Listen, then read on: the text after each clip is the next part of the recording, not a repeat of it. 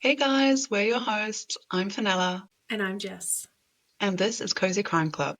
Each episode, we explore real cases, from the eerie to the outrageous, with curiosity, empathy, and just the right amount of dark humor. So pour yourself a big mug of something warm, tea, coffee, or maybe something a little bit stronger, grab a blanket, and settle in. Welcome to the club.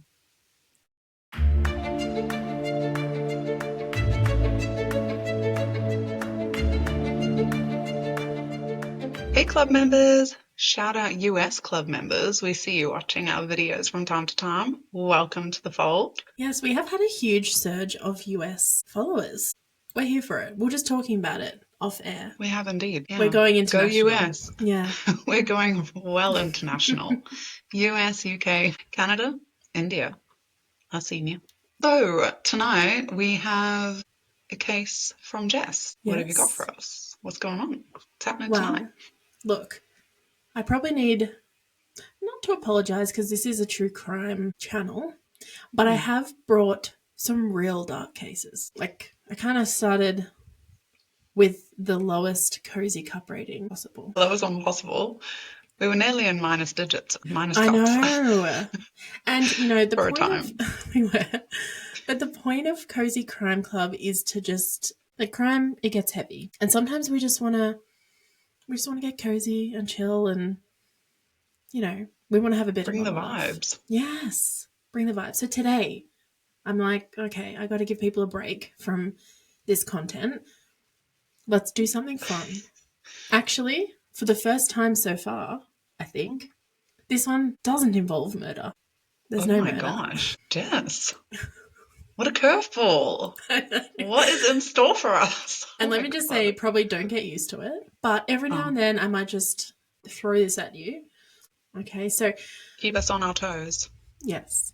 Well, I thought we've had a bit of an uptake in our lovely American viewers. So I thought, let's go to America. Yeah. Take us there. And we're going again all the way back. How far back? Are we talking centuries? Picture America in the early 1870s. I'm right there. America, it's drunk on its own possibility. New York City running on a cocktail of steam and straight-up bravado. Fifth Avenue mansions with chandeliers big enough to light a small village were springing up just blocks away from cramped tenements. Wall Street was a frenzy. Railroad stocks being traded like hotcakes. Fortunes made and lost before lunch. The air was thick with cigar smoke from the clubrooms, where men in waistcoats bragged about their latest sure thing. The boom and bust cycle was almost a way of life. Yesterday's pauper might be today's millionaire, and tomorrow's bankrupt. With the discovery of fuels like electricity, gas, and oil, the late 1800s, suddenly steam wasn't the only game in town. The combustion engine was waiting in the wings. Telegraphs were stretching like spiderwebs across continents, and factories were cranking out everything from sewing machines to steel rails. It was an age of noise, speed, and invention. Massive societal change. Cogs turning both literally and metaphorically. And if you were alive in that moment, you weren't thinking about retirement funds or passive income portfolios. You were thinking, where's the next big strike? It was an era of get-rich-quick psychology, where greed greased every deal. Bankers and businessmen believed the nation's natural bounty was infinite. Rivers to dam, forests to fell, mountains to mine. Greed wasn't shameful, it was patriotic. But that hunger bred gullibility. A whisper of gold in the Black Hills. A rumor of silver in Nevada. And suddenly, men were boarding trains, cash in hand, desperate not to miss their chance. A diamond mine in the American West? Why not? After all, if a man could turn a swamp into Central Park and a few iron rails into a fortune, then surely the earth was hiding untold riches, just waiting for the right investor to dig them up. In the second half of the 19th century, the frantic glitter of the Australian gold rush was beginning to fade. California's rush had boomed and busted. British Columbia's frenzy was cooling. But the hunger, that never went away. People were desperate for the next motherlode. And this wasn't just miners with pans and picks. This fever infected everyone. Bankers in pinstripes, generals fresh from war, society ladies hoping to double their dowries. Everyone was on the lookout for the next rock in the ground that would turn them into royalty. It was a time when hope outweighed evidence. If you could convince a Victorian gentleman that a rock was shiny, he'd mortgage his house, his horse, and probably his mustache to get a piece. And the higher the stakes, the more ridiculous the buy-in.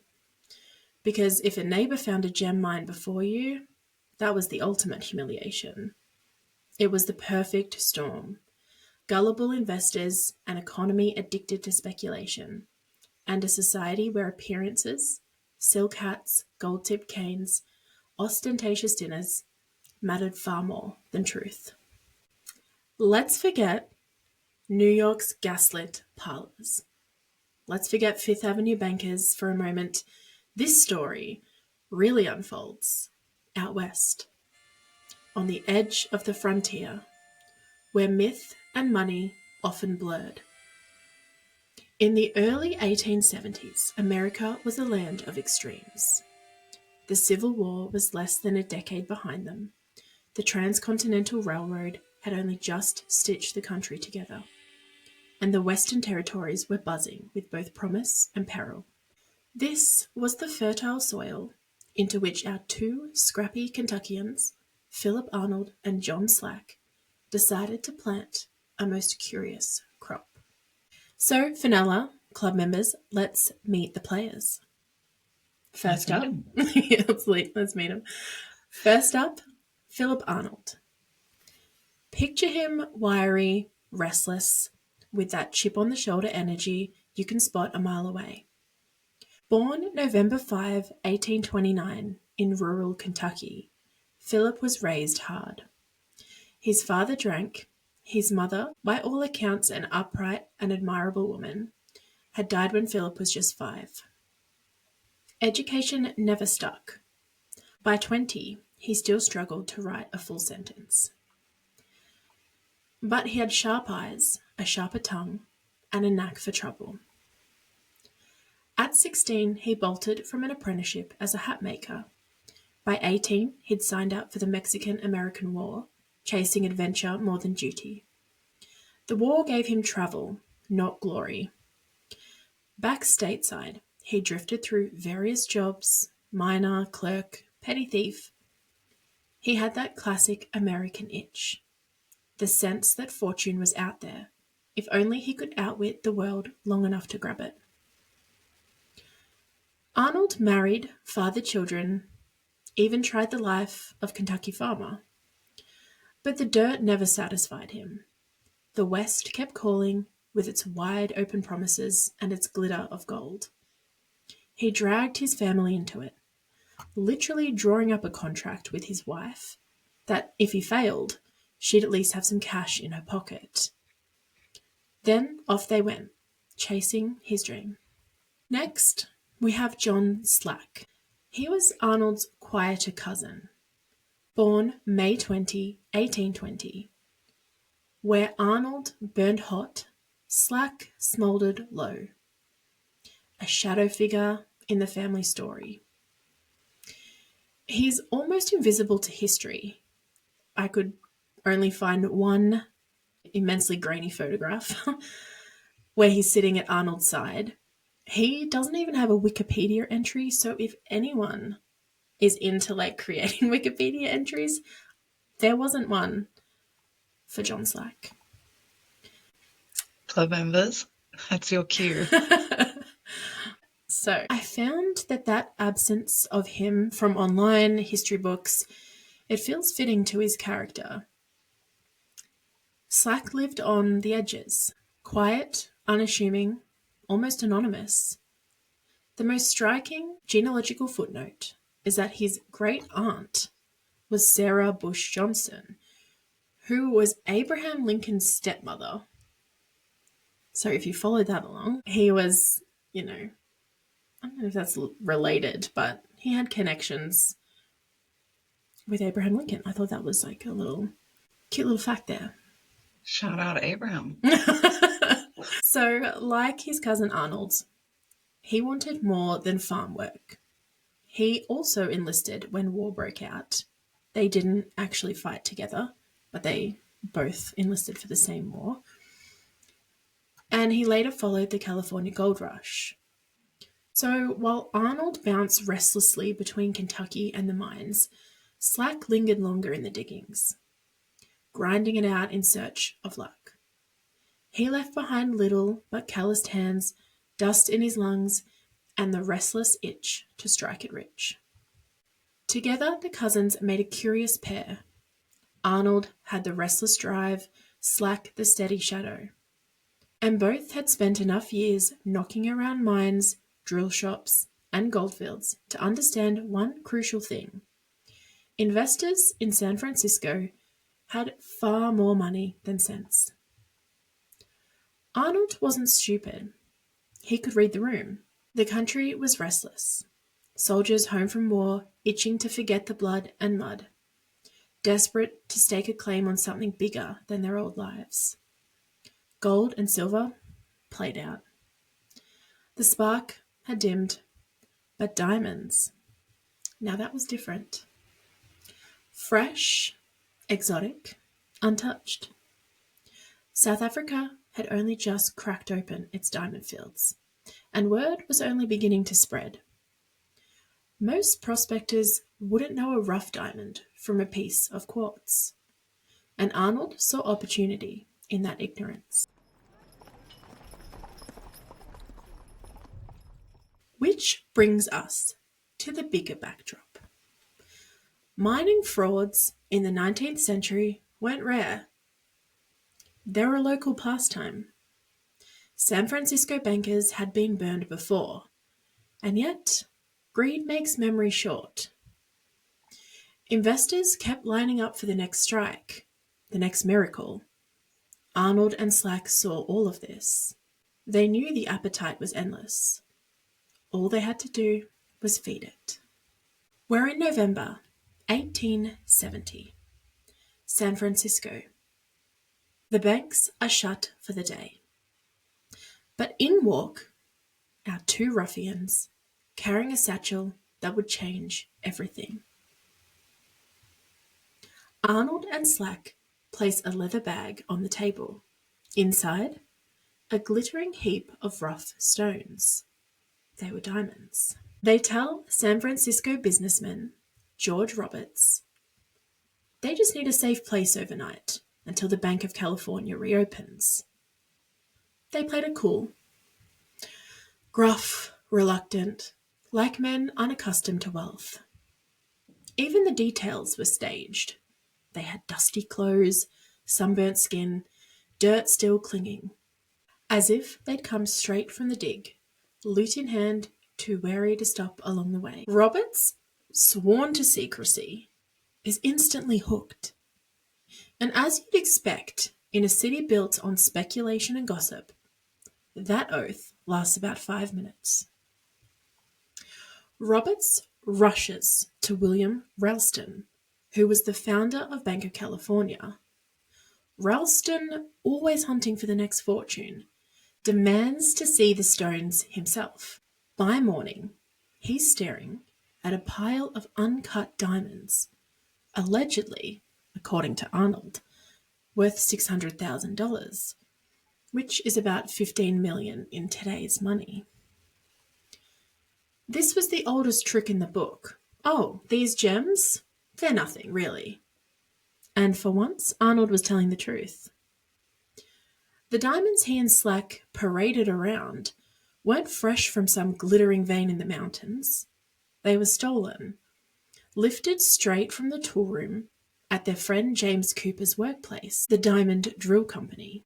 Cooper, an assistant bookkeeper there, had a sharp eye for detail and a real interest in diamonds. He was the one who recommended relevant reading material, books that Arnold tore through with a feverish curiosity. Cooper, in a way, handed Arnold the intellectual ammunition he needed to dream up something as daring as a diamond hoax. Now here's where it gets fun.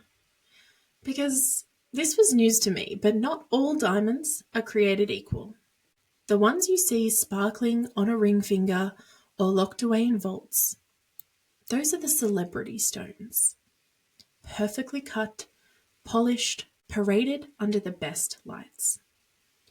They're chosen for beauty, for their ability to blind you with brilliance. Those are gem diamonds. But the ones used at Cooper's workplace, entirely different creatures. These were known as industrial diamonds. They're hard as hell, sure, but they're ugly. Cloudy, cracked, sometimes no bigger than a grain of sand. They aren't meant to dazzle, they're meant to grind, to chew through bedrock and concrete, to stud the edges of drill bits that scream their way into mountainsides. So in terms of value, jewellery diamonds are fortunes condensed into a single stone. Industrial diamonds are the crumbs, useful crumbs, but nothing you'd bother to polish and slip into a velvet box. And yet, if you'd never spent time down a mine, never seen how these things are used, a sack of rough, uncut diamonds just looked magical. To the bankers and investors dazzled by gold rush fever, they were looking at raw treasure. Arnold and Slack knew that. They knew they didn't need Tiffany-grade sparkle. They just needed a bag that whispered riches loudly enough to drown out any doubt. And the investors of San Francisco don't just nibble, they bite hard. I didn't know that about industrial first-gen diamonds. Yeah, one of the diamonds they believe was used in this hoax. And to me, I'm like, that looks like so freaking real. Like if you weren't trained of what they look like. Yeah. I mean, it is really hard to know. I mean, even people that just know things at a glance, but most people have to actually really look at it. You know, even like jewelers and stuff, they'll need to take it under their little microscopes and stuff and see whatever little things are. So for someone who doesn't work in that industry, for a bag just to be left, you would have no clue. Like, no way. Even if you did work in that industry, you might not have a clue because some things aren't obvious to the naked eye. True. Fascinating stuff, though. I'm loving this. Oh my gosh, okay. What happened? Well, of course, the investors wanted to know, where on earth had these two scruffy cousins stumbled across such a treasure? Arnold leaned in and spun them a tale. Somewhere out in Indian territory, he said. Rubies, garnets, and diamonds. They were just as common as pebbles on the ground. Now picture the financiers. These men were used to chasing fortunes across deserts, across oceans. At the thought of a field where gems lay scattered like gravel in their own country, they would have absolutely drooled. The only thought in their heads, how do we get there first? So they pressed money into the cousins' hands, $50,000 up front, which is over $1 million in today's terms. And honestly, I feel like this is the part where you or I might have taken the money, just tipped our hat, and disappeared into the sunset. I thought that's what you were going to tell us that they did. It's done. End of. Yeah, case closed. They got their money. I guess that's not where it ends. It is not. They took the path less travelled. Okay, let's see. Well, the cousins wanted to play a bit bigger. Oh dear. Maybe just as greedy as the bankers themselves. Well, not maybe. I think probably just as greedy. Parallels. Wow. Go on. Well, instead of vanishing, they went shopping. They sailed to... not for what you would... I did not see that coming. Not for horses or houses or property. They sailed to London under fake names and walked into a dealer's shop. Cool as you like. They bought $20,000 worth of uncut diamonds. Rubies, they bought the works. Okay. So that's about $500,000 today. So they had their uncut gems. So they used the money like that they got given from, as an advance, which I'm thinking about, and I couldn't find why they gave them the money as an advance. I think it was just to maybe go Make back good on to the the deal or mine. something. I don't know. Yeah, I would think they were going to say, they were probably thinking that they were going to, give them more. And they paid them for what they had already delivered, I guess. Even though Mm. they, at that time, I guess they didn't know it was fake. So, bounty secured, they schlepped back across the Atlantic, crossed the continent, and turned up in the wilds of Wyoming. Well, there at the Colorado-Wyoming border, they staged their masterpiece. The cousins salted the land, literally seeding it with their London haul. They tossed gems into the dirt, tucked them into anthills, and scattered them about, just waiting to be discovered. It's actually one of the only known cases where actual diamonds were used for salting a mine. So I'd never heard of this salting a mine. I'm like, what the heck is that when I started researching this? But it's when people fraudulently make it seem like there's, riches, a mine there. And this was one of the only cases where, because they went to London and they went and bought all these uncut gems, so they were still kind of from the ground, and they went and just sprinkled them all over this location. So I did not see this coming, and I have no idea where it's going now. So they've gone and salted their little mine, and with the ground suitably rich, Arnold and Slack trotted back to San Francisco. So that was like the first stage of their fraud. So the people Oh my that gave gosh, them, they actually have a long-term plan. Oh my gosh. I mean, they're Wow. not dumb. No, they're thinking ahead, well They ahead. are. Ahead of me. I don't know what they're doing. No, I Okay. was 100% in the same boat as you. I was like, what? Just when I was researching, I was on the edge of my seat. Yes, But that's where I'm at. yeah, Like, they had a what are we doing now plan. in They San had a Fran? plan. Yes. Well, they went back to San Francisco. Their prize landed in the hands of financier Asbury Harbending, who couldn't resist the theatre of it all. At a gathering of investors in his home, he poured the gems straight onto his pool table. Imagine it, rubies, sapphires, diamonds, clattering across the felt, catching the light, sending sparks of colour across the room. The bankers roared with delight. They were going to be rich, or at least richer than they already were. Still, they weren't, they weren't dumb. They wanted proof. They sent samples of the stones to New York. To Charles Tiffany himself. Yes, that Tiffany.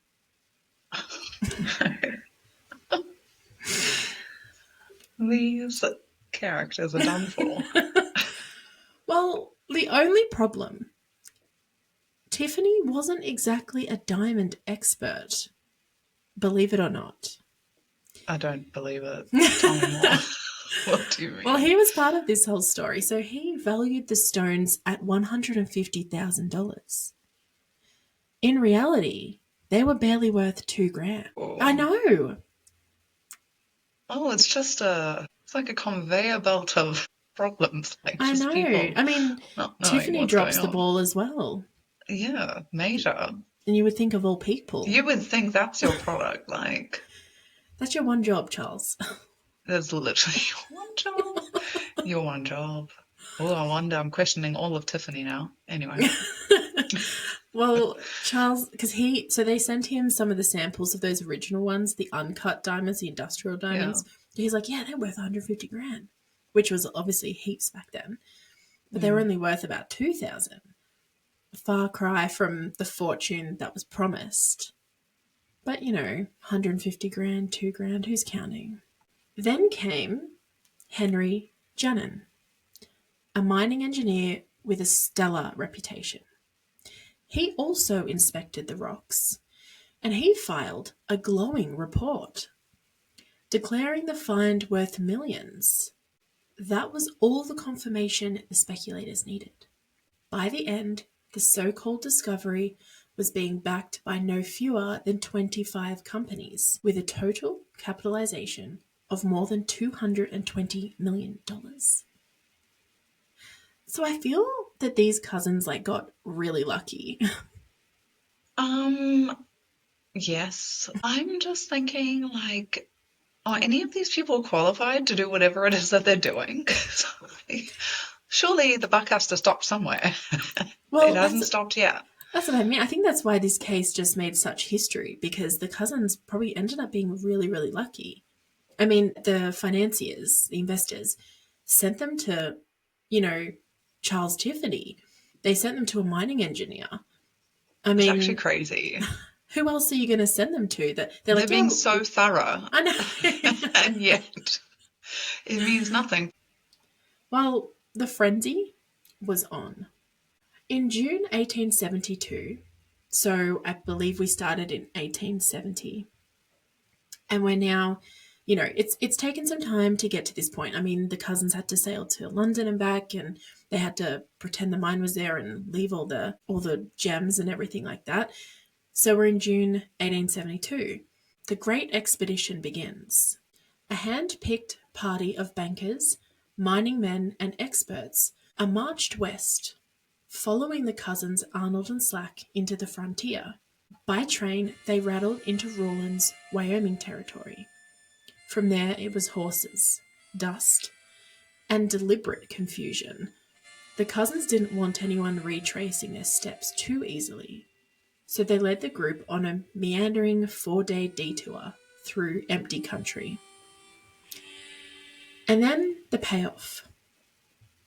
A diamond field, jewels glinting in the soil, just lying there as if God himself had poured a treasure chest across the Wyoming dirt. Diamonds, rubies, sapphires, garnets. Investors dropped to their knees, crawling on the dusty ground, stuffing their pockets with sparkling stones like children at an Easter egg hunt. Asbury Harpending, one of the financiers, later recalled the delirium in his memoir. He said, "It was a diamond mine, fast enough. Any fool could see that much. For more than an hour, diamonds were being found in profusion, together with the occasional rubies, emeralds, and sapphires.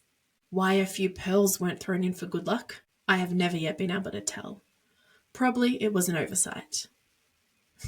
So this is obviously post people finding out. He wrote this years later, and I thought that was hilarious. Well, here's the thing though. Geologically, the mix was nonsense. Diamonds and rubies don't just tumble out of the same hillside. Anyone with half a geological education should have raised the alarm. But in that fever dream moment, no one cared. The cousins hit the jackpot. They were offered $150,000 upfront, with another $300,000 for their stock options. By today's money, obviously millions. Arnold and Slack took the money and hightailed it out of there. They had pushed their luck far enough, and they were not willing to risk losing it now. I'm so surprised they lasted this long. If it were me, I mean, I would probably never do this, but if it were me and it were back then and they gave me that first initial payment, I would have been gone. I would have had a full new identity. New identity. I would be gone. Well, to be fair, they did. You said they did go across to London, didn't you, with their fake identities? I know, what? But coming back is very much the part where they lose me. I know. What a big risk. I want to know what people would do if they, Yeah. if they were in this position. And this is a pretty wild time, in the West. Yeah, I want to know what people would do. Would you have just firstly, would you have done it? Or what would your scheme have been? Yeah. Do you have some other ideas? Well, like I said, this didn't last forever. So the cousins are gone. They took their large sum of money in that second wave, and they were gone. So Finally, you would think. I know. Like, they're doing what we would have done now. Exactly. Finally. But, I guess it paid off for them, literally. It did, yeah. So, but all the financiers, they're still thinking we've got the next best thing. We're in America. We have a brand new mine. Go us. Yeah.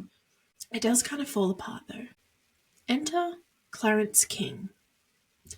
Young, sharp as a tack, and already the golden boy of American geology, if that's a thing. Oh, not Clarence.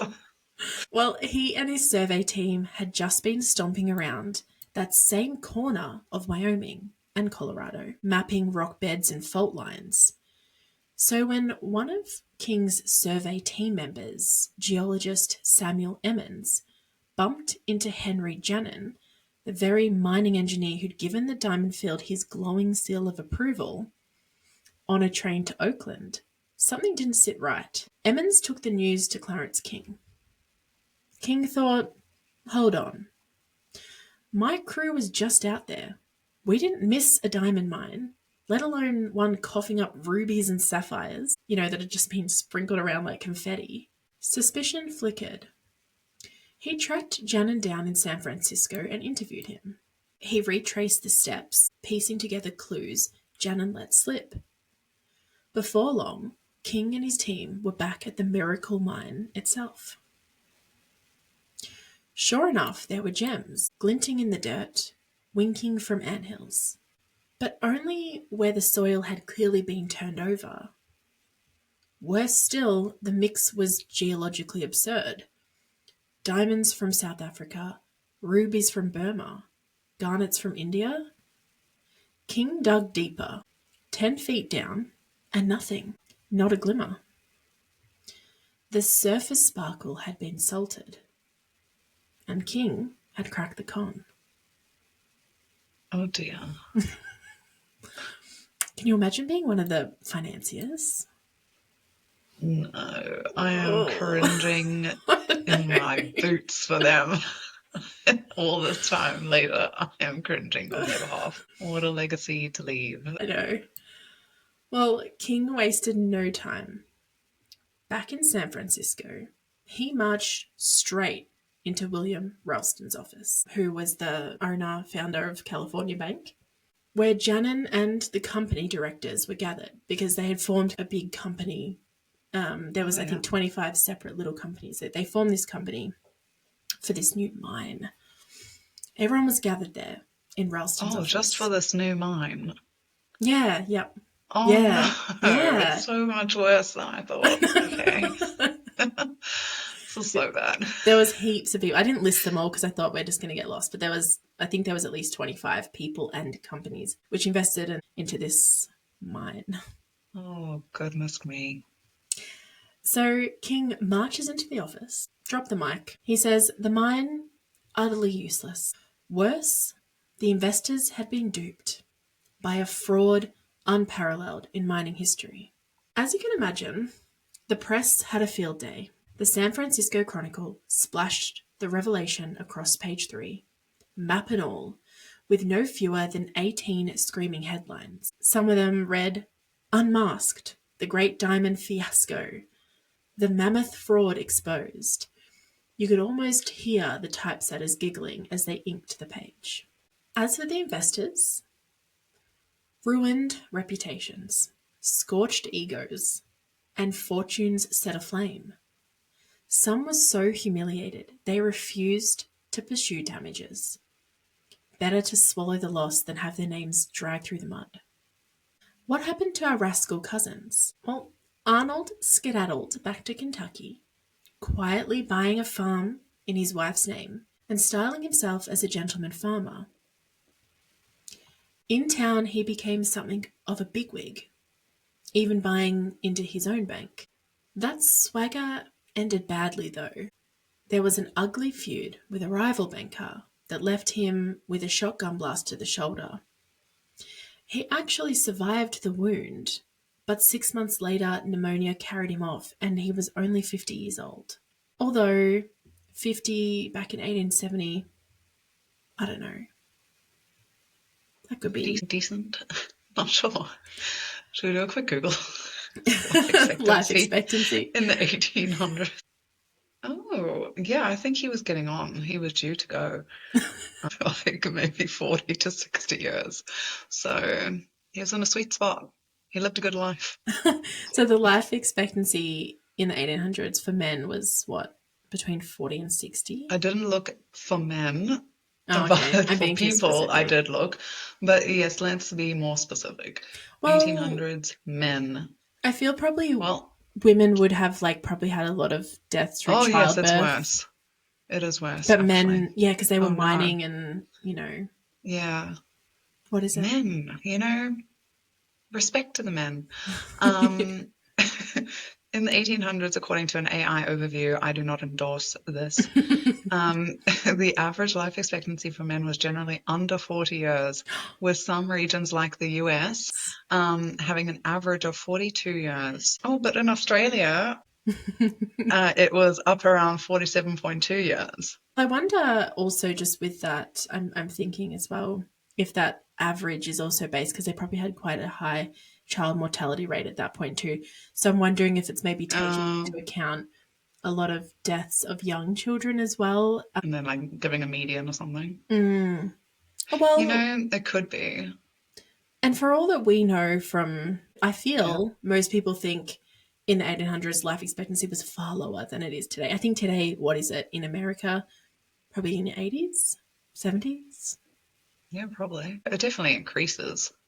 Yeah, I think child mortality would have definitely Skewed the changed, numbers. skewed that a little. Yeah, but it was a pretty crazy ending for Arnold. Like he went and he became quite well off in that. Well, obviously he'd taken the money. I didn't write about it here, but he did end up. I don't think anyone really pursued the cousins for duping them, except one man, and no one could find Slack. I'll get to Slack in a moment. He disappeared. But Arnold, he ended up going to court. I'm going off the fly here because I didn't write it, but I remember reading it. He went to court and did have to pay back a certain sum of money for what he was given for the hoax. Not all of it though, and he'd already invested it himself. Like I said, he bought a bank and he became pretty well off in this town. And I'm pretty sure like when he died, the whole town went to the funeral. Like it was a whole big thing. But he did stay in Kentucky, and that's where it ended for him. But Slack, he dissolved into obscurity. Lots of rumours about what happened to him. Some swore he had fled east. Others said he drifted back into the hills to prospect, which I'm not sure. Like, he's already been given so much money, unless he just enjoyed looking, for gold and riches. And some say he turned into an undertaker. I also read that. Okay, I wasn't expecting that. I think that was First actually I've heard. something like that was like one of the, I think, most likely things. Wow. Yeah, it couldn't really be proven. Yeah. The story goes mostly that he died in New Mexico in 1896 and he was aged 76. Maybe this AI overview is not so, I don't know, overviewant. Let me see. Well, 76 seems pretty. I don't know. I mean, look, everything I'm reading, it does say comparison to today. Dramatic improvement. Average life expectancy has more than doubled since the 1800s. So, what? This guy? I don't know. I'm Well, seeing a lot of 40s and 50s numbers, like years, like 40 years old, maybe 51. well, in that book that Wow. I read, they do have the record of his death, I believe. So he was 76. And I mean, he was given huge sums of money, so he probably just Comfortable. lived pretty comfortable. And true to form, Slack lived out his days in quiet, unassuming sidekick energy fashion, vanishing neatly into the mists of history. Well, the Great Diamond Hoax, that's what it's called. I don't know if I've said that yet. It's probably going to be the name of our episode. But the Great Diamond Hoax lingers because it's part folklore, part warning. It shows how intelligence can be dazzled, how institutions can be humbled by a glittering lie. And maybe that's why it fascinates us still, because it's not really about diamonds at all, but about human foolishness.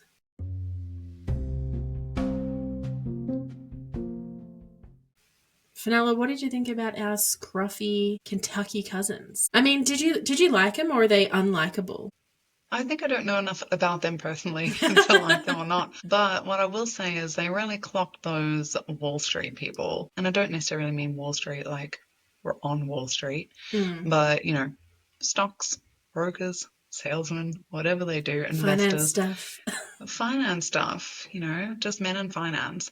And they really clocked them because they just knew exactly what they would have needed to hear or wanted to hear or witness in order to get them excited about spending money.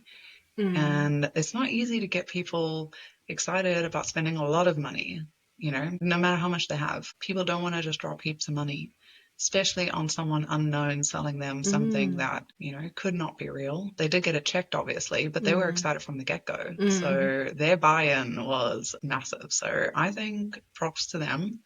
Not nice though, don't take advantage of people. That's not the message I'm sending, but they've impressed me. I What know, about you? yeah. What did you think? I was pretty impressed. I think that it probably, well, I would say it couldn't have happened at any other time in history, but maybe through our research, we might find a similar case where someone has done something like that. But I would think that at least in their context and time, that it was just ripe for the picking because, there was just all those gold rushes. I think it was just that time where the bankers were just like so ready for it. It was just part of society, as we talked about at the start, the way they're just very much, what do you say, like when the neighbours are doing, following the Joneses? Is that? Oh yeah, keeping up with the Joneses. Yeah, so I think it's like very much like that. And has it ever really changed? Probably not. Yeah, well, yeah, question for the culture. Has it ever really changed? So what do you think? Was this a stroke of genius or just a desperate gamble that got lucky? Would you call Arnold and Slack con men, pioneers, or just opportunists with perfect timing? And maybe the real question is this: if greed is this easy to exploit, how many more diamonds are we still buying?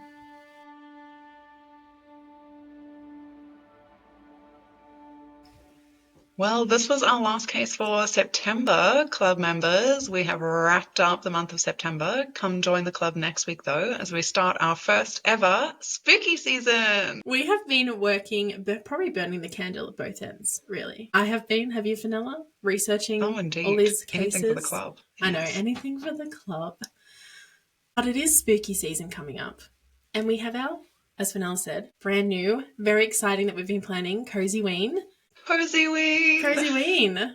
Yes, we have Cozy Ween happening all of next month. So all of October is going to be so special and so fun. We might maybe branch a little bit off crime. Who knows? You'll have to... You never know. You'll have to follow along to see where it goes. But we are planning a month of, what do you call it? Spook. Yes, that's exactly what we have in store for the club. A month of spook. Bring your pumpkins. It'll be a blast. Thanks for getting cozy with us today, guys. If you enjoyed this episode, please leave us a review or share the club with a friend. You can join us on YouTube, Instagram, and Spotify, because here we leave the kettle on and the comments open. Until next time, stay curious, stay kind, and stay cozy.